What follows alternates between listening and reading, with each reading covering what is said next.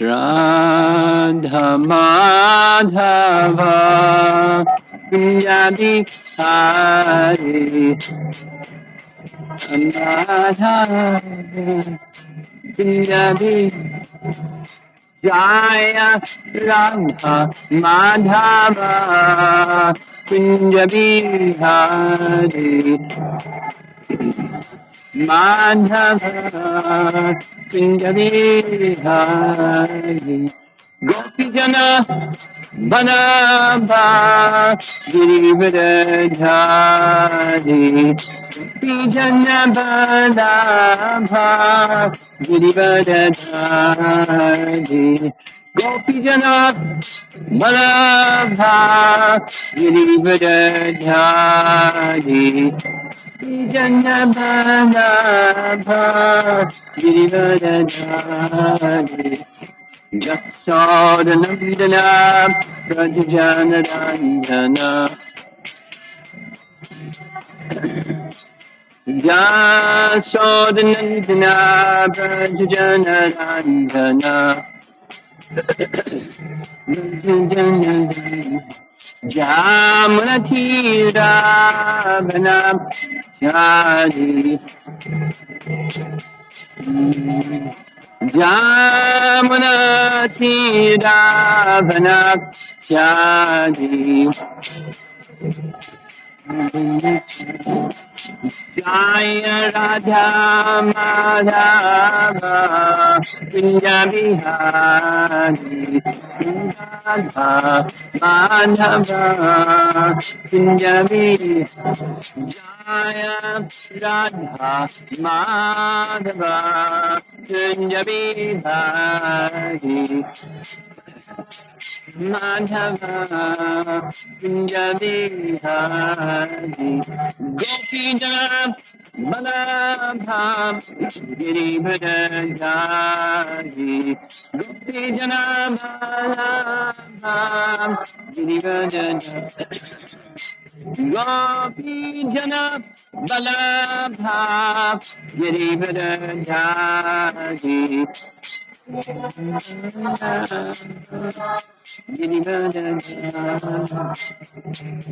Yashodanandana Brajajanarandana Yashodanandana Brajajanarandana Jamuna Tira Vanachari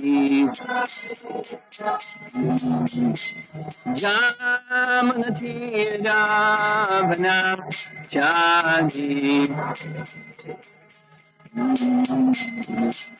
Jaya Radha Madhava Kunjabihari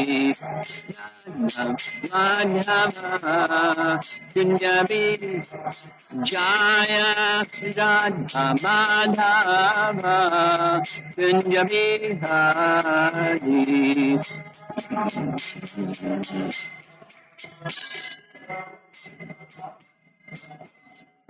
Jaya Vishnupad Paramahansa Parividivacharya Srimad His Divine Grace A.C. Bhaktivedanta Swami Shira Prabhupada Ki Ananta Koti Vaishnavarind Ki Grantaraj Srimad Bhagavatam Ki Gora Premanandi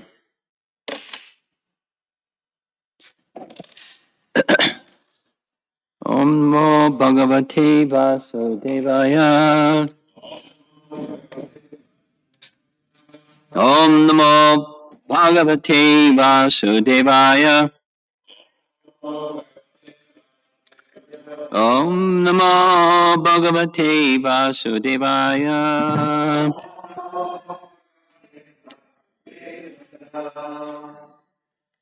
Canto 10, Chapter 14, text number 16, I think.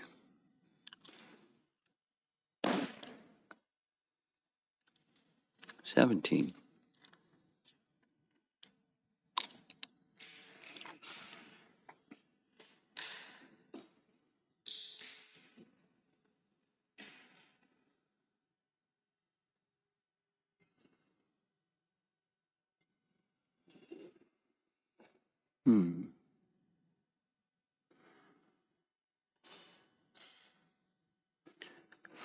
Yeah, I'm pretty sure it's text 17, which follows text 16. This 16 starts a new section. I think I'll read the translation to 16 because it connects with 17.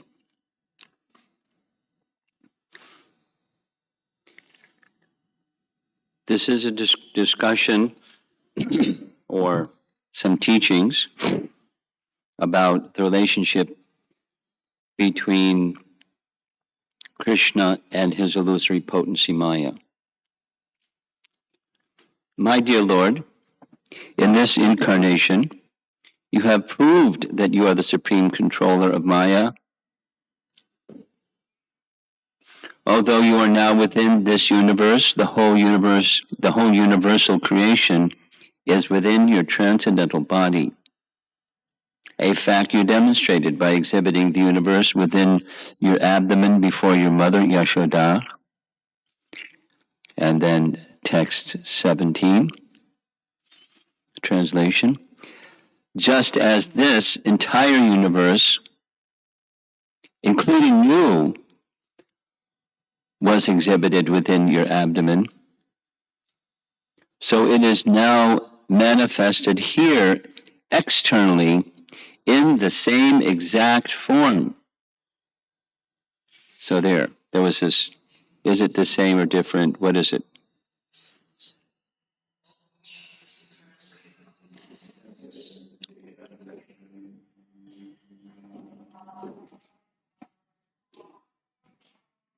It is now manifested here externally in the same exact form. How could such things happen unless arranged by your inconceivable energy?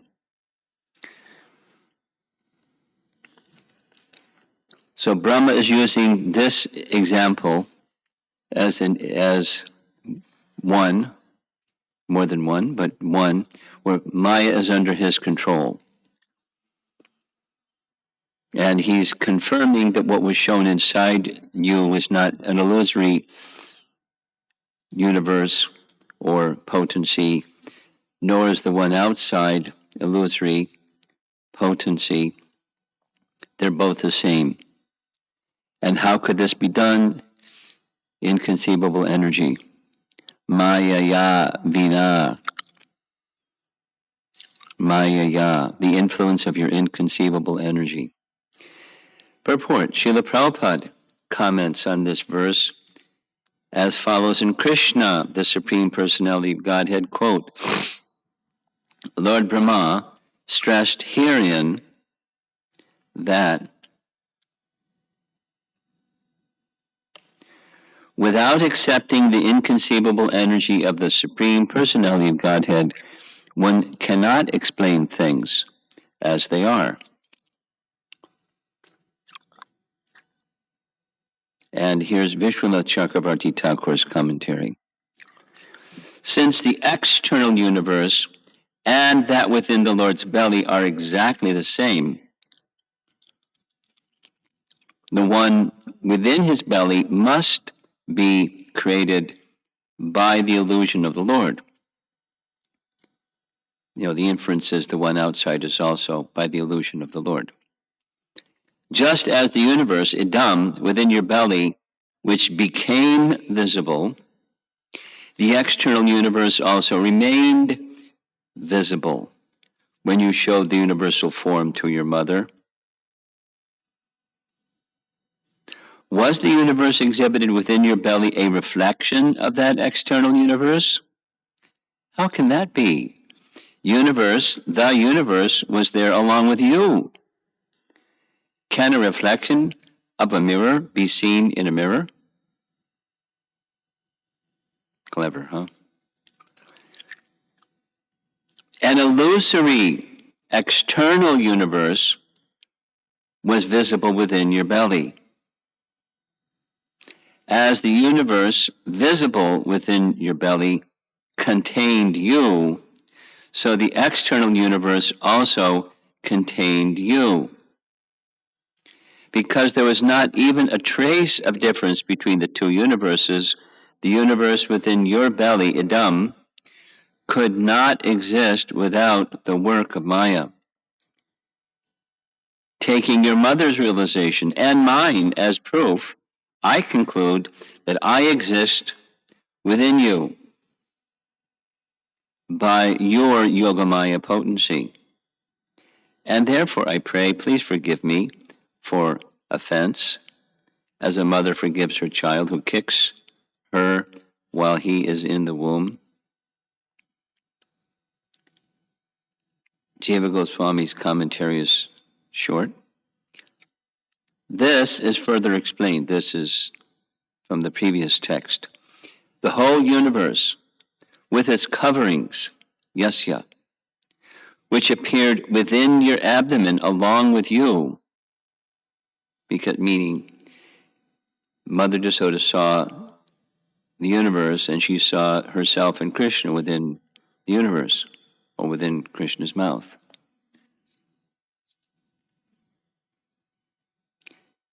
So, the whole universe with its coverings, yasya, which appeared within your abdomen along with you, exists within you in this form, iha.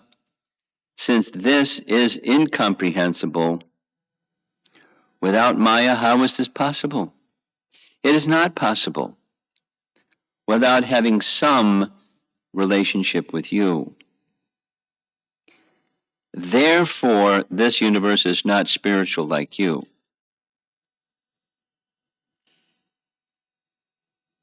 Jiva Goswami. And Sanatan Goswami's commentary reads, the whole universe appeared along with you, inside you. Quote, that can be his manifestation of Maya as a shadow, but this world is always directly experienced as true. Unquote.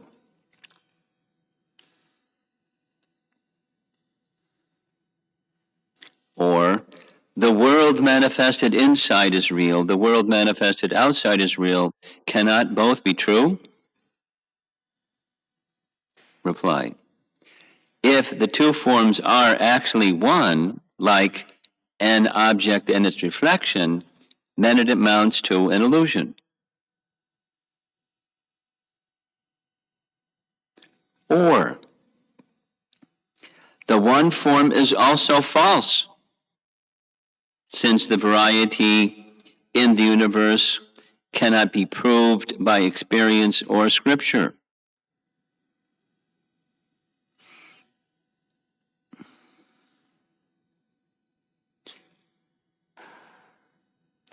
Though many varieties were said to exist,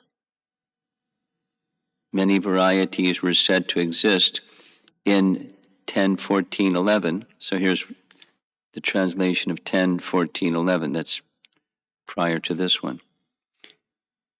Brahma's saying, what am I? A small creature, measuring 7 spans of my own hand. I am enclosed in a pot-like universe composed of, so here's the many varieties, material nature, the total material energy, false ego, ether, air, water, and earth. And what is your glory? Unlimited universes pass through the pores of your body just like particles of dust pass through the opening of a screened window.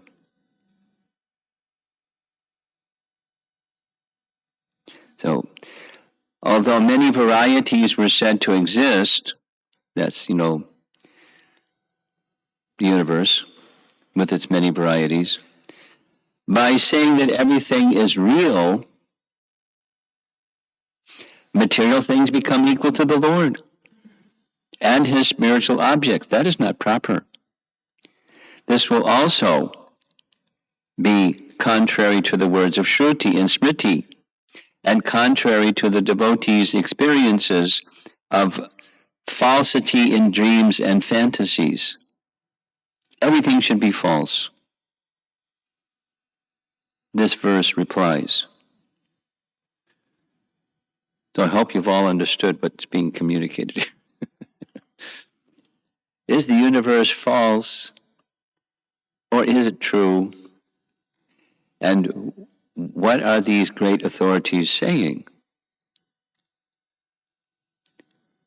Well,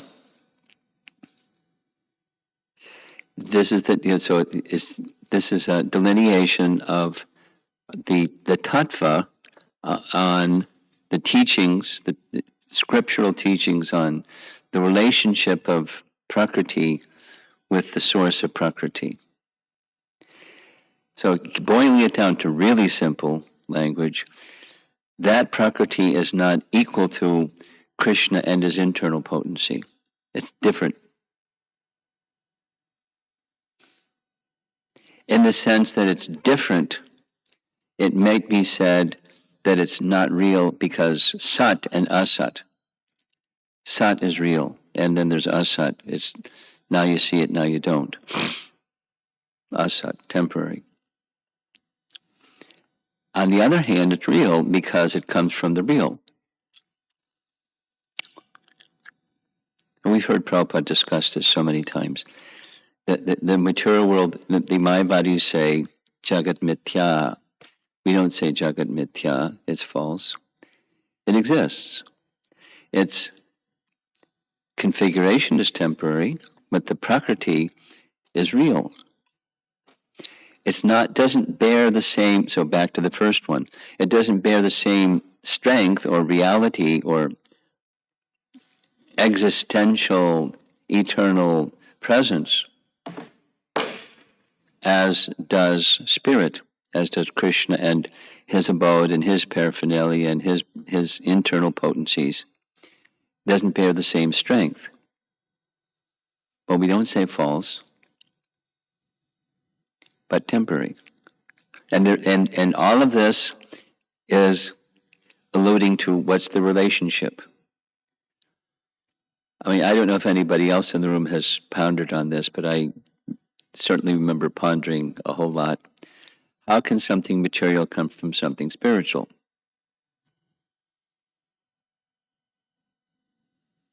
Krishna is all spiritual. So how can something material come from something all spiritual? So a starting point is to say, well, all spiritual Krishna has different potencies. One of those is the Prakriti, is one of his potencies. It's Prakriti in relation to Purusha, the enjoyer Prakriti. So no problem, because he has Prasya Shakti Vivadaiva Shruyate. He just has lots of potencies. And one of them happens to be this one. And it's not the major one. It's the major one we deal with, but it's not major one from his perspective. And it's just one of his potencies. So he's all spiritual. Depends on how you identify spiritual. And if you're a Mayavadi, well, the Prakriti is false. Because you can't have, lots of reasons. If you have the assumption that all there is Brahman, then you can't have anything but Brahman. And that's not Brahman, so it's false.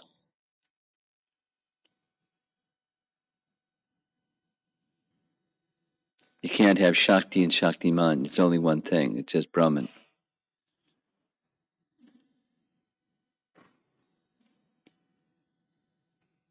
But the Vaishnava conception is not impersonal. The Vaishnava conception is the Lord has various potencies, and he exhibits them. And this inferior potency, that which the universe is made up of and everything that Mother Jasoda saw, including seeing herself and Krishna within it.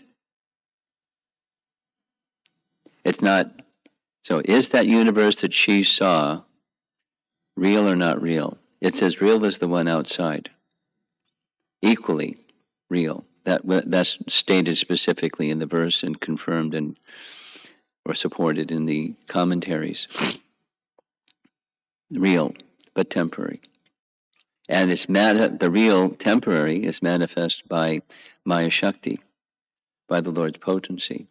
So he can manifest what's the limit to how many universes he can simultaneously manifest in one space. By understanding his inconceivable potencies, and those potencies are under his control, there's no limit. No limit. Like, why only 16,108 wives with palaces and manifest forms of Krishna? Why? That's a nice number, but unlimited. There's no limit to the unlimited. Inconceivable potencies.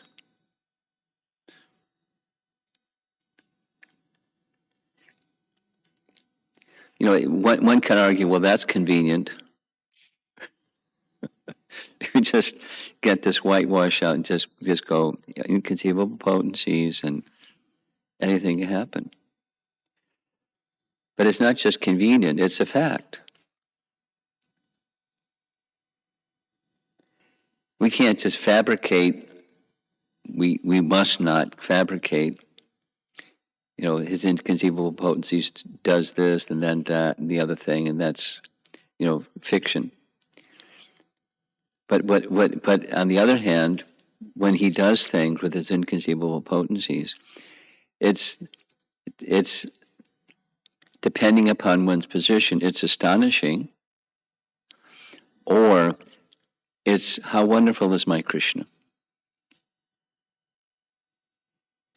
That's how Prabhupada advised that we take these statements where Krishna is displaying his inconceivable, unlimited potencies. How wonderful is my Krishna. Just look at this.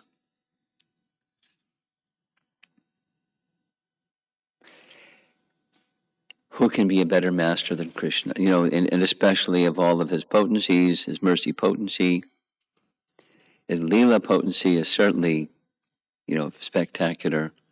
And his mercy potency goes along with his Leela potency.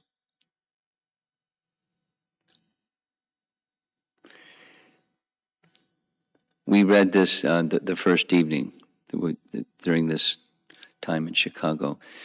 But the Bhagavan, we commonly hear Bhagavan has 6 principal bhagas, opulences. And we also heard that there's 16, and the 16 goes 8 mystic cities plus 6 bhagas makes 14, 8 plus 6. Then there's 2 more, Leela Shakti. Of course, there's no limit, but principle, and so Leela Shakti and Kripa Shakti. And it's specifically said, the Kripa Shakti is for others and the Leela Shakti is him. But even the Leela Shakti is for others. He is nurturing their love for him by these various activities, just as we're having here. He's nurturing the love of Brahma. He's doing a course correction for Brahma by doing what he's doing. And Brahma is responding very nicely. He gets it. Krishna's showing him mercy.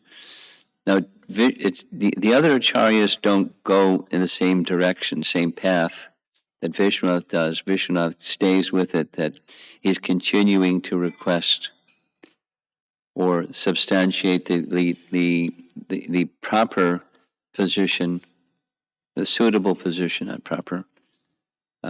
He's worthy of mercy.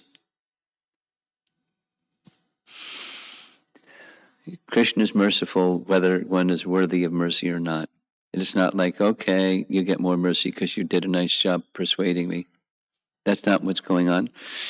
It's eulogy and appealing for this very special potency, just like we may appeal for Krishna's mercy. No, we don't have to do. We can argue. You don't have to do that because he's merciful. But when the heart is calling out for Krishna's mercy, the duck that quacks the loudest gets the bread. not in a self-aggrandizing or show-off or something, egocentric manner or negotiating or something like that. It's the heart is calling for mercy. Let's go to Mother Jasoda and this one pastime and the other one, the Damodar Lila. She wasn't, oh, Krishna, show me because she wasn't thinking of Krishna as the supremely opulent, all-powerful, almighty Bhagavan. She was beyond that. Her realization and her consciousness and her everything was beyond that. The commentators specifically say that, and the verses say that. The mercy that Mother Jasoda received, the Lord Brahma, Lord Shiva, even Goddess Lakshmi has not received such mercy. And the mercy received by her was this one qualification. She didn't know who he was. No, that's not our starting point. Let me just stay ignorant of who Krishna is and become Krishna Bhakta. That's not the encouragement. She's being honored by Shukadev Goswami and Maharaj Parikshit, both, as being in the superlative position because of the intensity of her love, which supersedes. So supposing you're not there, then you appeal for his mercy. Supposing you're not a Brijbasi. Even supposing you are a Brijbasi. I really like the pastime when this giant serpent, the Vidyadhara, in the form of a serpent, was swallowing Nanda. And he was startled. His body was being swollen by this giant python. So what did he do? Called Krishna's name. The father is calling for his little boy. But he had his confidence in his son was resting upon his confidence in the words of Gargamuni. This boy will have powers like Narayan with which he will protect the residents of Vrindavan. So take good care of him. So his thoughts went to Krishna. When in danger, may your thoughts go to Krishna. And appealing, Krishna, protect me, rescue me. Now we've been discussing the protection that Brahma is asking for, the forgiveness, is the removal of the obstacle of his forgetfulness, and in the form of challenging and pride and thinking highly of himself. I'm the creator of the universe, look at me. He wants to become freed from that. He wanted to become freed from that even before he created the universe. It's one of the requests made by Brahma in chapter 9 of Canto 2. Please protect me from this egoistic idea that I'm the creator. When I start building this universe, when we start undertaking anything, anything, go cook in the kitchen or distribute books or lead a kirtan or something, we may very easily think of ourselves as the doer. And when we think of ourselves as the doer, that's a big problem. We forget who we really are. We forget Krishna. And we become caught up in selfishness. So I don't want. Please protect me from that. I'm very happy to do the service, create a universe, but please protect me from the misunderstanding that I'm the creator of the universe. So now over here, he's describing himself as having that propensity, thinking of himself as the creator of the universe. And Krishna is fulfilling this request, protecting him. And he gets it. He gets the protection, and shelter and ongoing service in the right mood without the doership consciousness.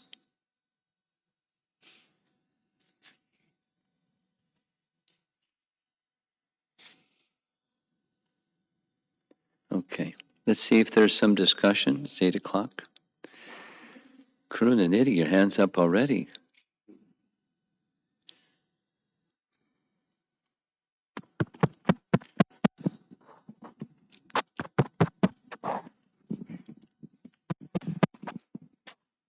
Don't break it.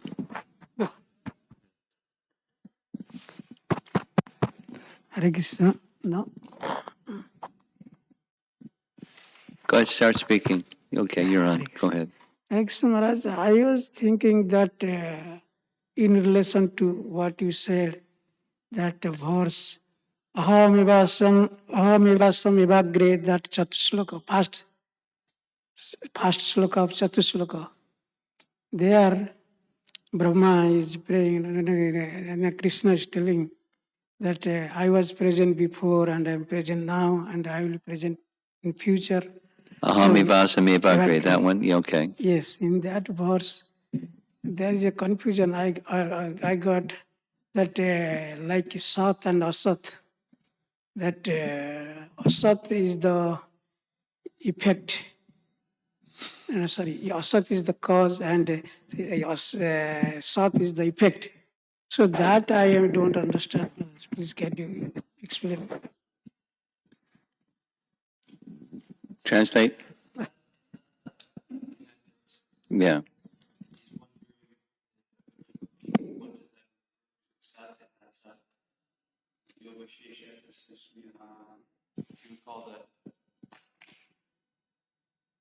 Well, it means the same thing. The existent and eternally existing and temporary. Asat means temporary. Asat is the cause and Sat is the effect.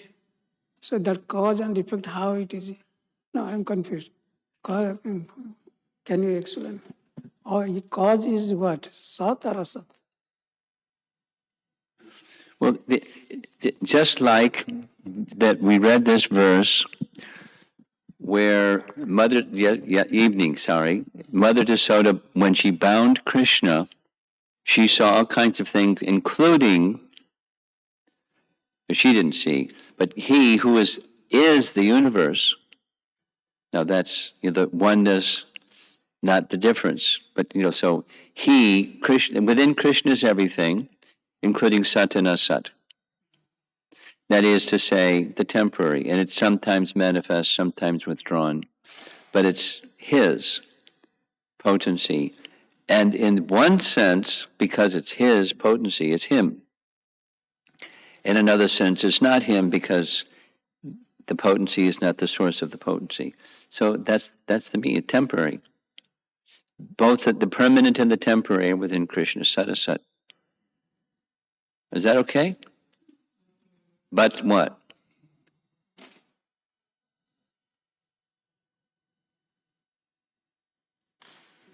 But Maharaj, that you say Asat is the cause. Cause. Which one is the cause? Asat is.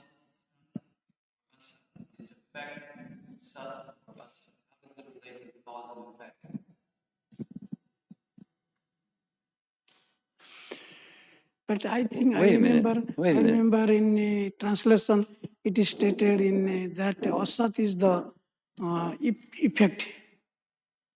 If I'm sure, Asat is the effect. So that is the confusion I'm getting. So how it became effect?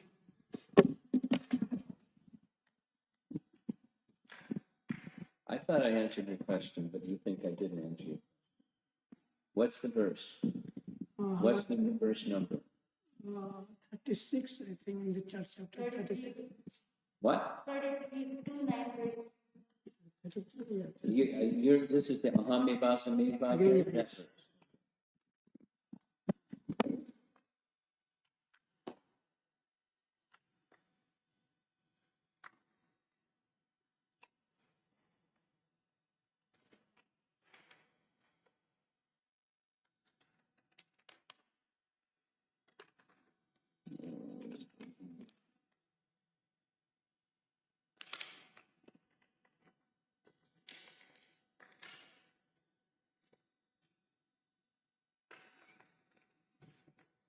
Ahame vasame bhave nan yad yat sad asad param. Brahma, it is I, the personality of Godhead, who is existing before the creation,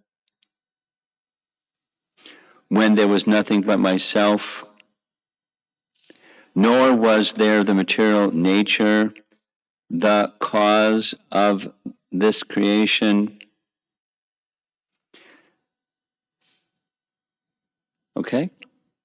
So, material nature is the cause of the creation, but material nature is not the cause of the creation. It's the instrumental cause, and there's the remote cause.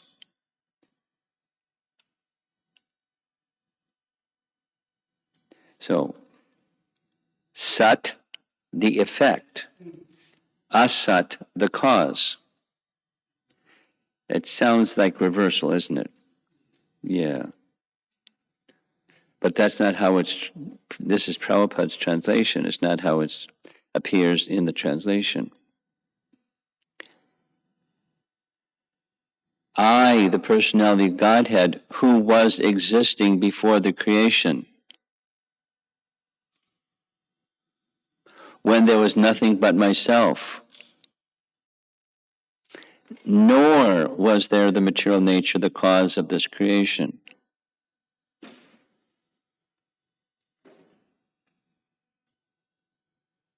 Na, anyat, there wasn't anything else, yat, sat, the effect, asat, the cause. Well, the cause of creation, that's in the translation itself, not just word for word. Material nature is the cause of this creation, but behind the cause of the creation, material nature, the personality of Godhead. And this principle of causation is very complicated. You're aware it's complicated, right? There's the efficient cause and there's the remote cause, and there are different nomenclatures for different types of causes. But the absolute truth, Krishna, now here it's Sat, the effect. That's the confusion. How is Sat being translated as the effect? That's a good question.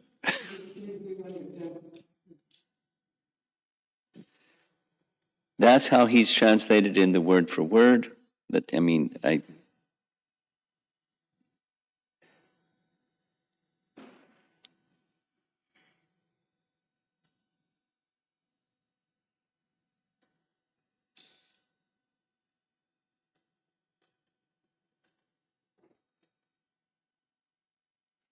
I don't see it in the purport where the Sat and Asat is delineated.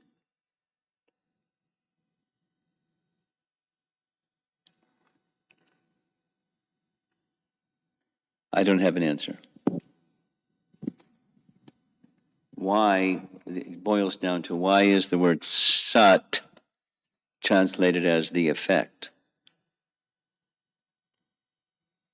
Anybody in the room have a suggestion?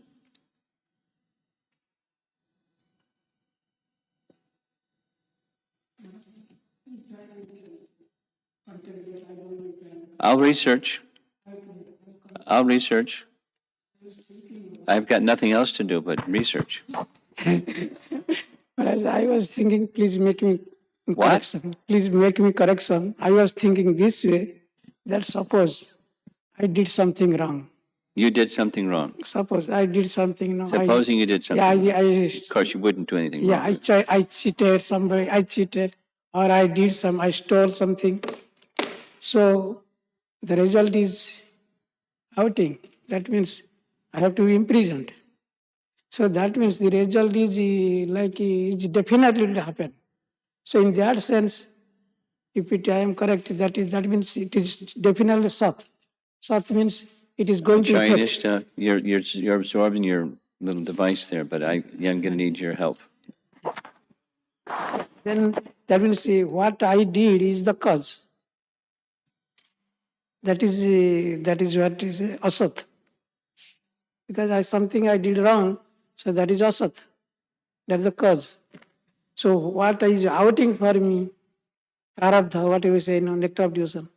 So that means he is waiting for me. That means in due course I have to face the problem or I have to get the result. So in that sense, it is sat. Sat means definitely. Is it like that?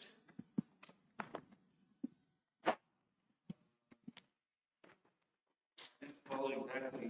He's saying it's referred to Something relevant. Something in the future. Because I didn't catch. no, Very sorry. I did some mistake now. Like reason I put that. So I did now. So after that is the cause. Because I did something now. Then in due course of time, the result is out for my sinful activity. So that is the effect. The effect means that the sub was definite. Like Lord Krishna is absolute truth. So he's saying that sat, in that cycle of the parabdha karma, where you have a seed and different, that if you perform an activity and it bears an effect, that can be called a sat. That's what he's saying. Sorry, Charlie. It has nothing to do with Krishna. Karma is temporary, and the cycle of karma is not sat. I don't want to dwell on it. I'll spend some time. I may not get it taken care of today, but starting tomorrow, it's a whole other topic. But by maybe Tuesday morning, because Monday I have to do a Chinese class. So maybe by Tuesday morning I'll have an answer for you. Anyone else? I see a hand up in the back.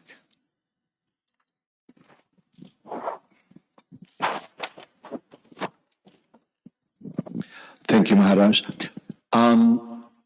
There's a verse or a quote in the Yajur Veda that says,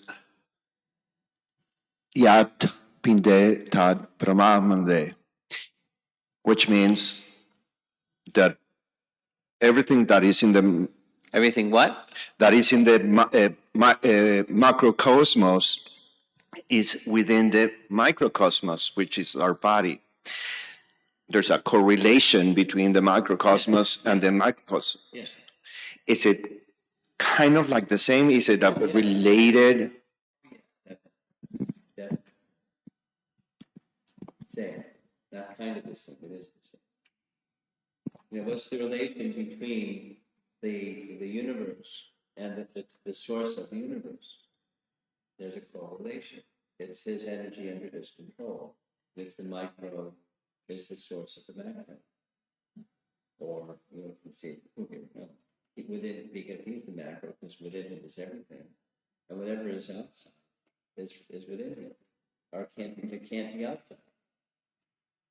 Because it has to come from him. He's the source. So yeah, same idea, same idea. Expressed, in different language.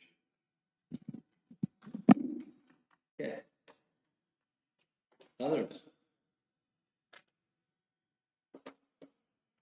Yes.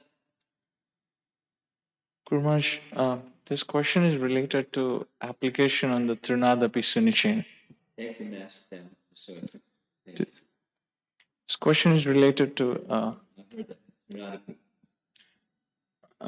it seems the application is way far where I'm trying to come to the stage, fight or flight, to where I'm getting to know just responding to the situations and getting to know what? responding to the situation instead of fight or flight, and what to think of applying Trunada Pisunichena. Seems very far goal. Very far what? The goal is very far from where I stand right now. I'm listening. So your lecture on initiation to the Houston devotees, where you mentioned to receive the fullness of the holy name, one has to string this to the neck and apply. You have to do that. One has to string this verse, Trunadapi Sunichena, to the neck and apply to receive the fullness of the holy name. My question is, this is where I stand, and the goal is so far. It kind of feels not motivated so much. What? Not motivated. Am I going to get there even? Throw in the choices. But however long it takes to get there, that's where they go. And the good news is, you know what the good news is. Krishna is very merciful.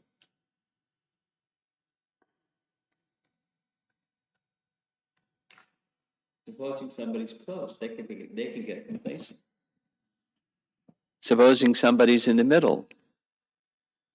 Supposing somebody's, behind, further down than the middle. So supposing all kinds of, supposing somebody's in hell. Krishna looks equally upon, and Krishna will help corresponding. And if I'm far away, I'm reaping the fruits of my past misdeeds, and here I am. But I don't want to stay here. I could throw in the towel and just go down further. That's an option. But I want to go further. So I have to make effort and need an extra dose of mercy. Krishna, give me an extra dose of mercy. Or Lord Chaitanya, you're Patita Pavana, and I'm candidate number 1. Oh, Lord Nityananda. Oh, Lord Chaitanya. Like that. Thank you, Guru Maharaj. Okay.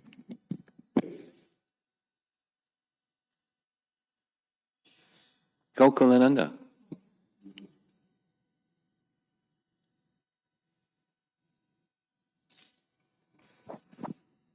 My question is not specifically related to the topic of today. I'm ready. Okay. In the verse in Bhagavad Gita, chapter 10, text 9, Tesam Shatata Yuktanam, Vajatam Priti Purvakam. That word Priti, Prabhupada translate as devotion in ecstasy. And so my question is, why if someone is in ecstasis, in love of God, why he needs buddhi? Why he? Why the devotee will need because the verse then continues that. Yeah, when he gets to the Priti stage, then why what? Yeah, why you need buddhi? Because Krishna is saying that to those who worship me with love and devotion, I give buddhi. So some people who are more in the impersonalist side, they use that verse to say that jnana, they translate buddhi as jnana, Yeah. and make the case that when you have love for God, you still need jnana. And that Gyan and Buddhi are not the same. Gyan is knowledge and Buddhi is intelligence, and a specific kind of intelligence. What kind? The intelligence how to get to him. I've spent some time with this. What's the Venn connection between bhakti and buddhi? They're sometimes used interchangeably, but they're different terms. So what does it mean? What's the speciality of this one, the speciality of that term? So bhakti indicates clearly senses, sense objects, serving the master of the senses with those sense objects. Practical activity. With feeling, of course. But it's the emphasis not on the feeling, the emphasis on the practical activity. So when I come to that orientation in my life, that alignment in my life, This is a candidate for spiritual intelligence, not Gyan, spiritual intelligence, how to make decisions step by step every moment to reach me.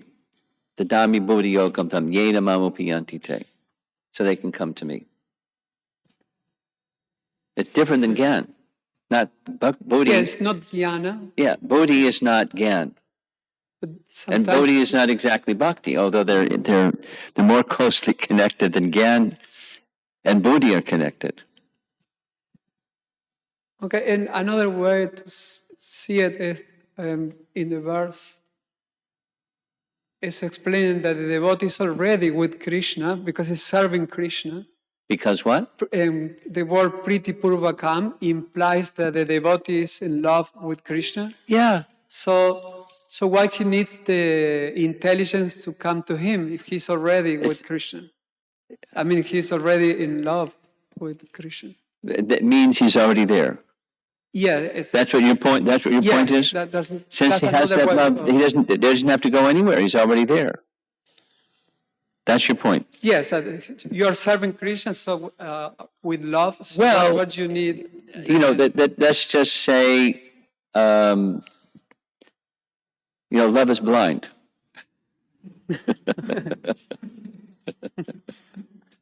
So I may, when someone actually has Priti Purvakam, Krishna guides them so they don't go into the ditch. Or in love do something foolish that other people say, oh, he's a person who has love for Krishna, and he just went goofy, so let's go goofy because that's what we have love for. So he sets ideal standards. And the intelligence of what it means, it's another way of saying what it means to please Krishna when you're in love for Krishna.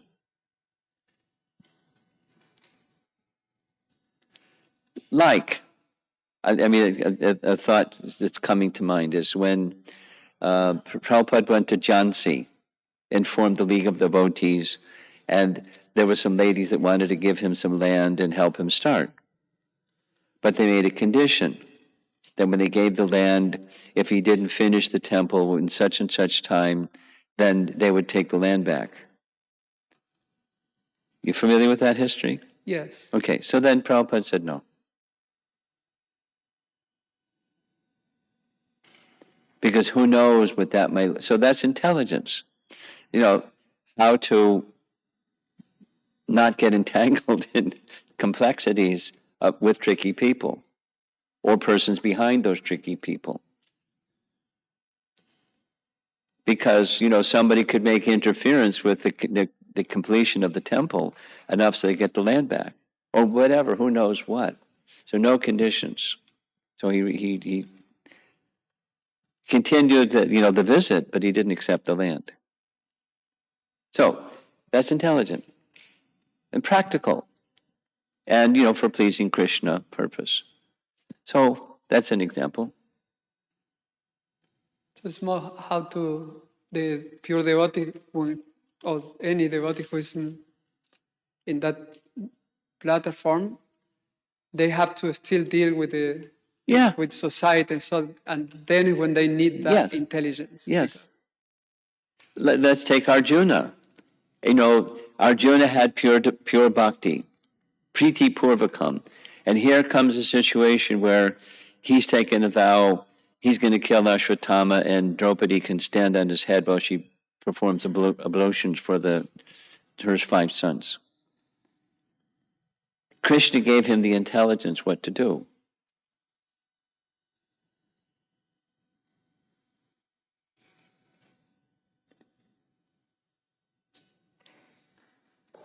Okay? Etc. Etc. Etc. I mean, here's one that I happen to know about. Very uniquely, Prabhupada formed 2 BBTs, one in Bombay, one in Los Angeles. And the attorney that performed the Bhaktivedanta Book Trust for Prabhupada in Los Angeles was interviewed later by the BBT to make sure they understood what was the intention of the founder. And her comment was, I've never had a client in my whole career that was as clear as he was what he wanted. And there was an advantage that's played in his favor, that he's the author and they have title to his intellectual property. There's laws in India that are different than the laws in America, laws in America different than laws in India. And they both have title to his intellectual property, book trust. So, that's intelligence. Priti Purvakam, person is given intelligence. You follow? It's practical dealing with the world, yes. But, it's supposing even in Krishna Loka or Krishna's pastimes. Anyway, what to do to please Krishna. Okay. We're good? Yes. Over here, and I think we're going to have to end after this question.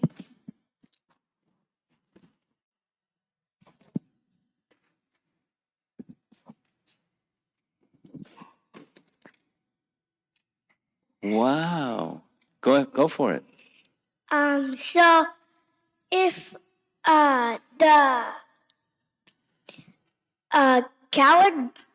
the coward men, they think Krishna is not the Supreme Personality of Godhead, why do they call him to rescue like them when when there's like a disaster? Mom's going to make sure I understand your question correctly. The cowherd community does not know that Krishna is the Supreme Personality of Godhead. Right. Then why do they call out to him to rescue them when there is a disaster? Because of what Gargamuni said.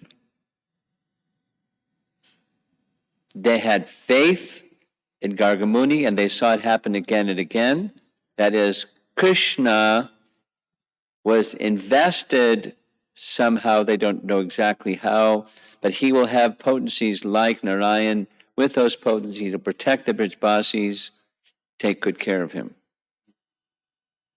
So he has potencies invested by Narayan, specific for protection.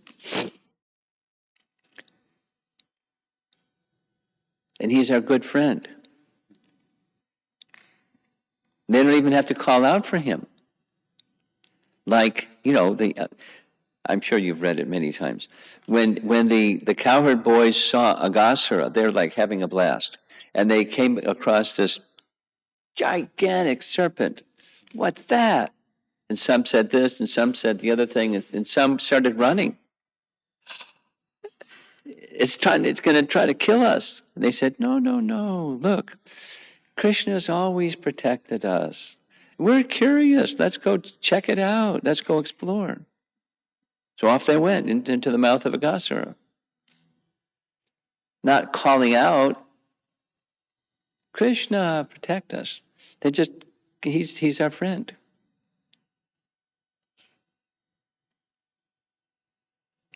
Because he just has these powers that Narayan gave him, and let's go explore inside, see what it's like in there. Okay? I have a few questions, Guru Maharaj. Okay. I heard the first part of your class from yesterday evening twice, but very distracted. So I am not clear. You started with saying that the next set of verses, and you used a particular English word that I'm not familiar with, something to the effect that it's a deceptive maneuver. I was trying to take advantage of one of our acharyas speaking in this way. He's already established. I mean, you're looking for clarification. What does that term mean? How is it a deceptive maneuver? Well, he knows he can't deceive Krishna. So that's not like, let me pull the wool over his eye. I'll say this when I mean that, and he'll take this instead of that. So it's not that kind of deceptive maneuver. It's explaining the best I could understand from how he means that term.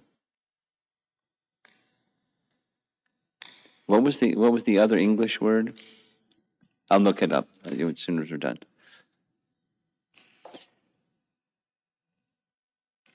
He's already established. Now he's doing it backwards.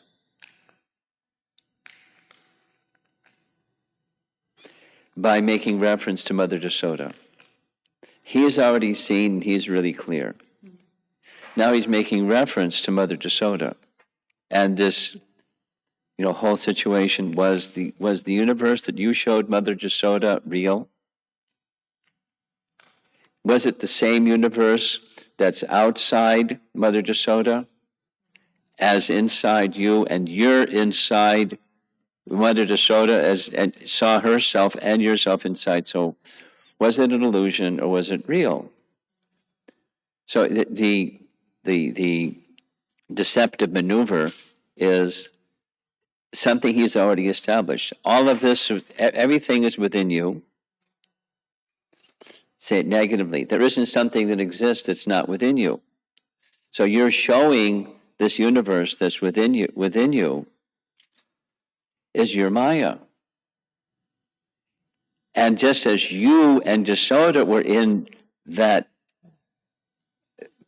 presentation of your energy, I am also.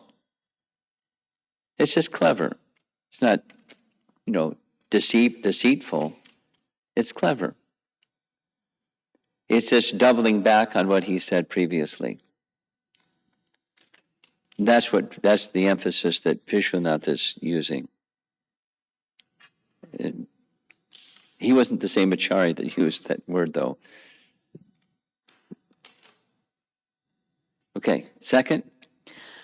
Gumaraj, Lord Brahma uses inference and logic to... Lord Brahma is what? Uses inference and logic to prove that the whole universe exists within Krishna. Yeah. So when does inference and logic morph into speculation? Why is it not speculation? When does inference and logic, cross the line and morph into speculation? Prabhupada writes in Nectar Devotion that we use it all the time to reach the conclusion of Krishna is the Supreme Personality of Godhead. So that which leads to that gives it strength, and that which takes you elsewhere, then it's speculation. That's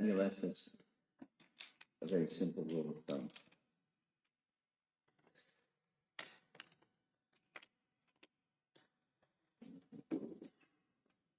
Okay, artifice.